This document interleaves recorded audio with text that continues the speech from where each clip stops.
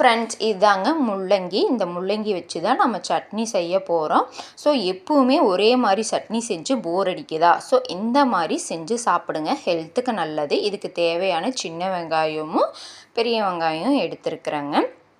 அதுக்கப்புறம் பார்த்திங்கன்னா பூண்டு ஒரு கட்டை, அப்புறம் இஞ்சி 2 பீஸுங்க, தேவையான அளவு இஞ்சிங்க. ஸோ இதெல்லாம் போட்டு செய்யுங்க, அப்போ தான் ஹெல்த்துக்கு ரொம்ப நல்லது. மீடியம் சைஸ் தக்காளி 2 பழம், நல்லா பழுத்த பழமாக எடுத்துக்குங்க, செம்ம டேஸ்ட்டாக இருக்கும். இது எல்லாத்தையுமே நான் கட் பண்ணி வச்சுட்டேன், கழுவி நீட்டாக கட் பண்ணி எடுத்து வச்சுருக்கேன் பாருங்கள். கருவேப்பிலை, பூண்டு, காரத்துக்கேற்ப வரமிளகாய்ங்க. இந்த ஸ்டைலில் பண்ணுங்க, செமையாக இருக்கும். சும்மா ஒரே மாதிரி சட்னி செய்யாமல் இந்த டைப்பில் செய்யுங்க. கடலைப்பருப்பு 1 ஸ்பூன், உளுந்துப்பருப்பு 1 ஸ்பூன். இதை ட்ரையாக வறுத்து எடுத்துக்குங்க. ஃபஸ்ட்டு கடலைப்பருப்பு வறுத்து எடுத்துக்குவோம்.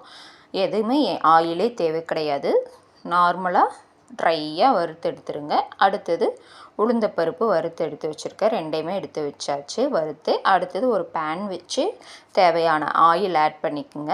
ஆயில் ஆட் பண்ணிவிட்டு ஃபஸ்ட்டு முள்ளங்கி ஆட் பண்ணி நல்லா வணக்கிக்கிங்க. எண்ணெயில் நல்லா வணக்கி இந்த மாதிரி ஒரு பிளேட்டில் எடுத்து வச்சுக்கோங்க. ஏன்னா இப்போ இருக்கிற குழந்தைகள் பார்த்திங்கன்னா ஒரே மாதிரி சட்னி செஞ்சு கொடுத்தா போர் அடிக்குதுங்கிறாங்க.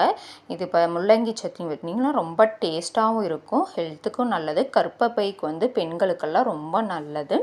ஸோ இந்த டைப்பில் செய்யுங்க. நல்லா முள்ளங்கி வணங்கினதுக்கப்புறம் எல்லா ஆனியனையும் ஆட் பண்ணி, மிளகா ஆட் பண்ணி நல்லா வணக்கிக்கலாம். நல்லா இந்த மாதிரி வதக்கிக்குங்க. நல்லா வதக்குனதுக்கப்புறம் பார்த்திங்கன்னா பூண்டும் கருவேப்பிலும் ஆட் பண்ணிக்கலாம். ஆட் பண்ணி இந்த மாதிரி நல்லா மீடியம் ஃப்ளேமில் வச்சு வதக்குங்க.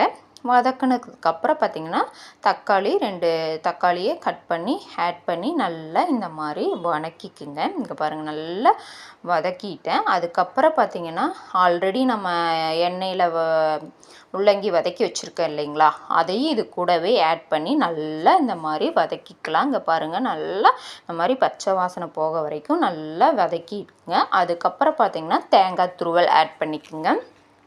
ஸோ இந்த மாதிரி தேங்காய் துருவல் ஆட் பண்ணி இந்த மாதிரி நல்லா வதக்கி எடுத்துக்குங்க. செம்ம டேஸ்ட்டாக இருக்கும். முள்ளங்கி சட்னியாக நீங்களே ஆச்சரியப்படுவீங்க. ஸோ இது நல்லா வதக்கியாச்சு. இப்போ அடுப்பு ஆஃப் பண்ணிட்டேன். ஆஃப் பண்ணதுக்கப்புறம் பார்த்திங்கன்னா இஞ்சி ஆட் பண்ணிக்கலாம். தேவையான இஞ்சி ஆட் பண்ணிக்கோங்க.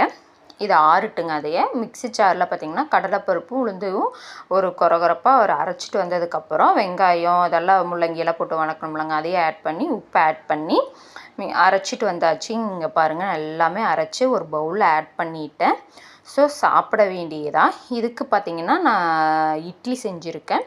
ஸோ இந்த இட்லி கூட இந்த சட்னி சாப்பிட்டோம்னு வச்சுக்கோங்களேன், முள்ளங்கி சட்னி செம்மையாக இருக்குங்க ஃப்ரெண்ட்ஸ், செம்ம டேஸ்ட்டாக இருக்கும்.